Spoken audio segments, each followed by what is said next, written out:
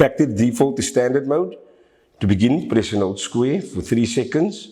To enter program mode, PRG is displayed. Scroll to the right to BT. Press and release square to enter. To change settings, the display shows current status, which is standard mode. Scroll to the right. AUT is displayed, which is auto close. CON, condominium mode. PIR, Pirac. PC, Pirac condo mode.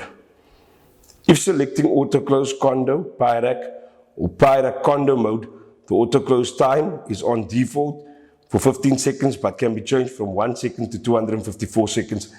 Note that a set of infrared safety beams must be used when selecting any of these modes. As an example, we will select auto close. Pressing the square to enter, we will set out time to 5 seconds.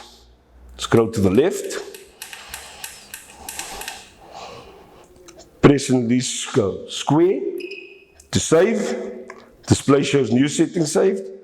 Once confirmed, display returns to programming menu. To exit, press and release X.